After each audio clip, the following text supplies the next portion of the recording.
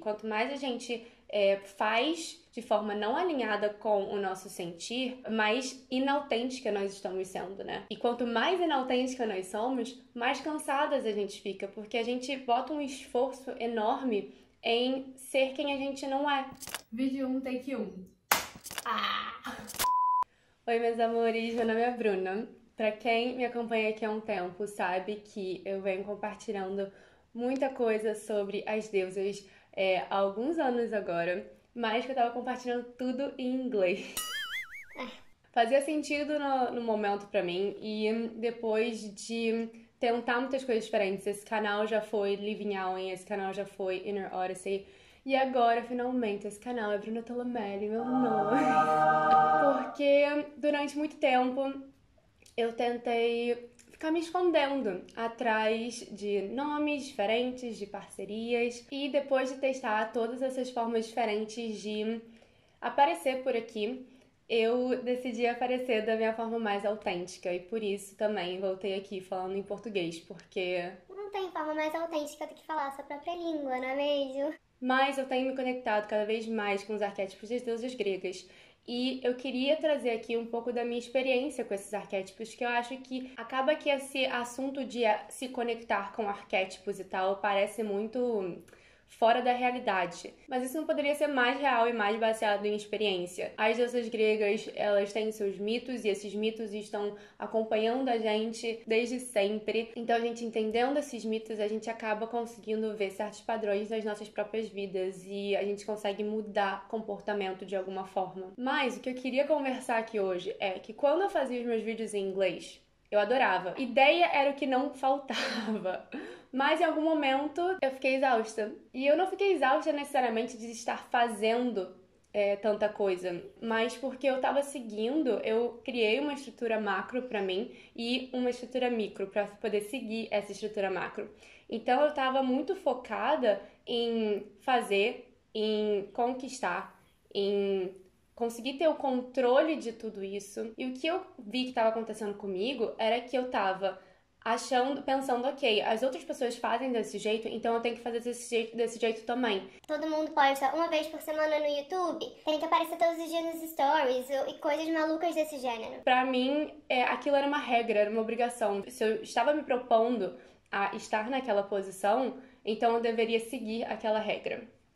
Isso não dá certo. Cada um tem a sua própria energia, cada um tem a sua forma de se conectar com o outro, a sua forma de se expressar e a sua forma de ser. Então acabou que quando eu tava vivendo isso, essa fase da minha vida de fazer tanto, eu tava vivendo numa energia super masculina de fazer e conquistar e controlar, etc. E eu tava deixando de lado a minha energia feminina, essa parte mais do sentir, essa parte do ser, do existir na sua própria pele, no seu próprio corpo, na sua própria alma. Quanto mais a gente faz de forma não alinhada com o nosso sentir, mais inautêntica nós estamos sendo, né? E quanto mais inautêntica nós somos, mais cansadas a gente fica, porque a gente bota um esforço enorme em ser quem a gente não é. Eu vou deixar essa parte de exaustão para outra hora, pra gente conversar em outro vídeo. Eu vou focar aqui no motivo dessa exaustão, que é realmente esse desequilíbrio entre as energias femininas e masculinas dentro de mim. E quando eu falo de energia feminina e masculina, eu não tô falando de gênero, eu tô falando de energia, tô falando sobre yin e yang, que são energias que existem em todos os indivíduos, sem exceção. A energia feminina é uma energia mais receptiva, mais passiva, mais maleável, mais pacífica, mais do existir, do sentir, do ser. Enquanto que a energia masculina é a energia do fazer, é a energia da conquista, é a energia da dominação, é a energia do poder. São energias que a gente vê que estão muito presentes na nossa sociedade hoje em dia. Ok, mas o que isso tem a ver com as deusas gregas? Eu vou te contar um pouquinho sobre a deusa Hera, que é a deusa, que é a rainha do Olimpo, ela é a deusa do comprometimento e do casamento. E as pessoas sempre acham que é só realmente do casamento entre pessoas, né, entre parceiros. Mas, na verdade, ela também simboliza uma coisa muito mais profunda do que isso, que é o casamento psíquico entre o feminino e o masculino dentro de você, então dentro de um indivíduo. Acabou que Hera ficou hoje em dia conhecida como uma deusa super vingativa, super ciumenta, super raivosa. Mas eu não culpo ela por ser raivosa, ciumenta, etc. Porque afinal das contas, Zeus estava sempre pulando a cerquinha. Então ela ficava pé da vida, obviamente. Então assim, ele traía ela sem dó nem piedade, mas em todos os mitos mais modernos, ela sempre era a pessoa super raivosa, super ciumenta, que não batia bem com a cabeça, meio doida, sabe? Ela tinha uns ataques de raiva, ia lá e se vingava dos filhos que eram fora do casamento, das mulheres que Zeus ia lá e traía com elas. Mas, gente, quem não ia ficar raivosa assim, se fosse uma eternidade vivendo algo do tipo? Todo mundo ia ficar bem pé da vida, né? Vamos combinar. O mito mais importante dela pra gente trazer pra essa conversa é o mito de casamento de Hera com Zeus. Basicamente, Hera tava lá toda linda, existindo, como sempre. E Zeus olhou pra ela e falou: Oh, nossa, quero muito essa mulher. Você sabe como que é Zeus, né? Zeus não tá aí pra brincadeira. Ele quer uma coisa, ele vai atrás. Porque, afinal das contas, ele é o deus do Olimpo. Ele é o rei de tudo. Então, ele, quando bota uma coisa na cabeça, ele vai querer ter. Ela não tava nem um pouquinho interessada nele, mas mesmo assim ele insistiu, insistiu, insistiu. No final, ele se transformou em passarinho. Foi até a janela dela no meio de uma tempestade, então ele tava todo ensopado. Era com o coração todo bonzinho, foi lá, pegou o passarinho pra cuidar dele, que tava todo machucadinho e tal. Quando ela tava cuidando do passarinho, o passarinho se transforma em Zeus, e Zeus tenta tirar proveito dela. E ela, bem bela, recatada, diz: não, só casando. Como Zeus queria muito ela, ele concordou. Eu acho que eu não preciso nem explicar o quanto isso reflete a nossa sociedade patriarcal. Mas o importante é entender que esse mito representa um rompimento e uma fusão ao mesmo tempo. Antigamente, na Europa Antiga, existiam muitos povos que cultuavam a grande deusa. E essa grande deusa representava o equilíbrio perfeito entre masculino e feminino, na sua totalidade. Esse casamento, que é um casamento bem forçado, ele, na verdade, é um casamento que reflete essa fusão e, na verdade, essa apropriação das religiões e povos patriarcais que vieram e tentaram e conquistaram povos e religiões matriarcais lá na Europa Antiga. Quando isso aconteceu, essa deusa foi desmembrada em várias deusas. A grande deusa, então, virou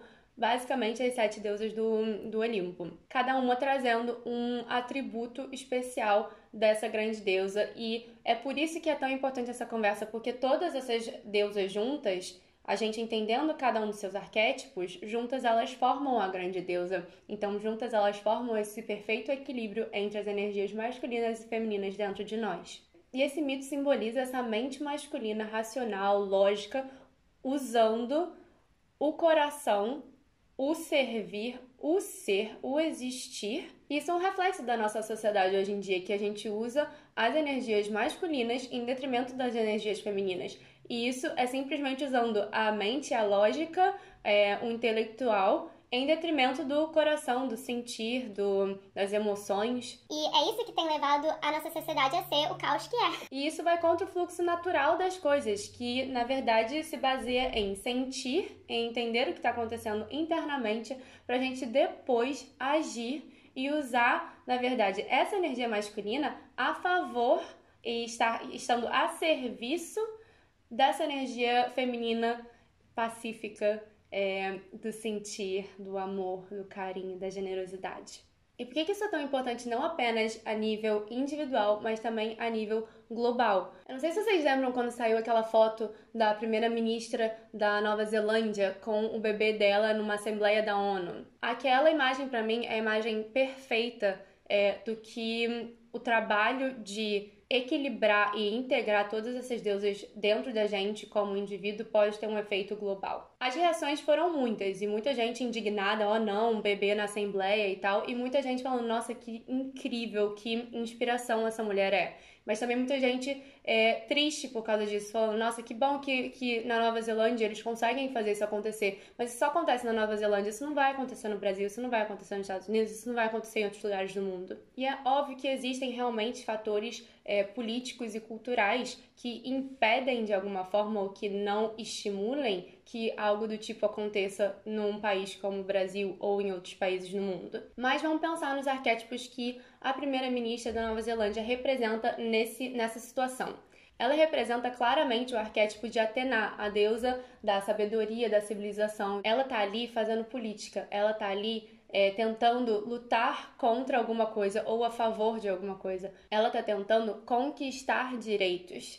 Tudo isso são palavras bem masculinas, né? Bem da energia masculina, de conquistar, de fazer, enquanto que, ao mesmo tempo, ela tá ali vivendo e sendo o arquétipo de Deméter, que é o arquétipo da mãe, que é o arquétipo que é generoso, que cuida, que nutre o outro. Ela ali está representando a integração desses dois arquétipos, que são arquétipos muito contraditórios, que a gente tem lutado tanto para conseguir integrar, que tem sido muito difícil pra gente, porque uma Atena da vida, ela não quer pensar em filhos. Isso para ela não é prioridade. Para ela, o importante é realmente fazer política, é estudar, é conquistar, é fazer alguma diferença no sentido intelectual da coisa. Enquanto que Deméter também não quer saber de política. Ela não quer saber do que a Atena defende. Ela quer só focar na casa, nos filhos, na educação dos filhos, em nutrir os filhos psicologicamente, emocionalmente, fisicamente, mas ela não quer pensar em política. São dois arquétipos que são muito distantes um do outro e que precisam ser integrados porque fazem parte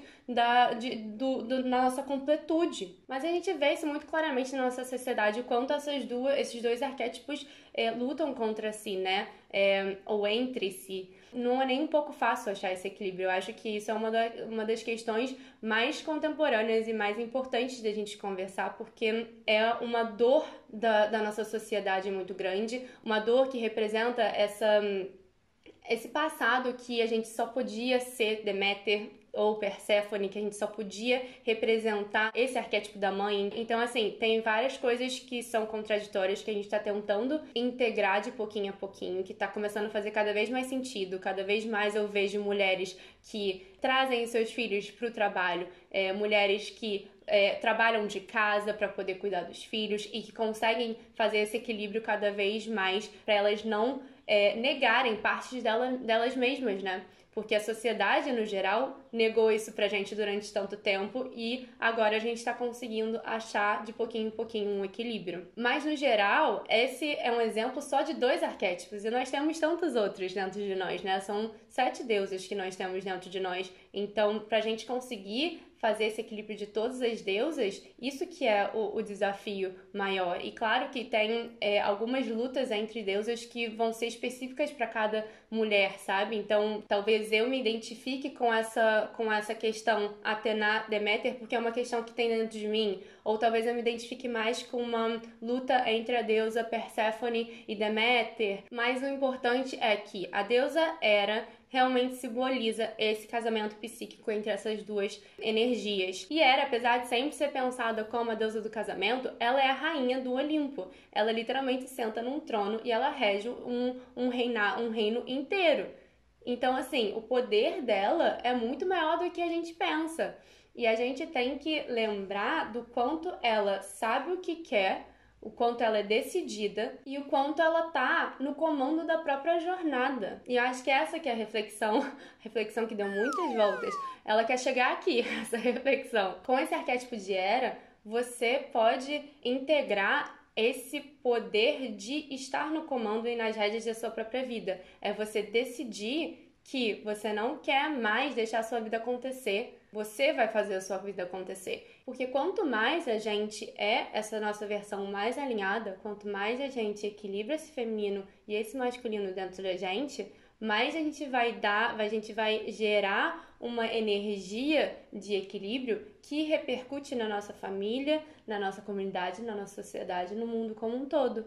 Então eu te convido a ser sua própria rainha, pra gente assumir a jornada na nossa vida, pra gente conseguir ter esse equilíbrio entre essas energias dentro da gente e assim de pouquinho em pouquinho, construindo uma vida que faça mais sentido pra gente e um mundo mais alinhado com isso também. Comenta aqui embaixo pra me contar se você curtiu, me conta a sua experiência com as deusas, se você tem esses conflitos internos também, como que eles acontecem dentro de você.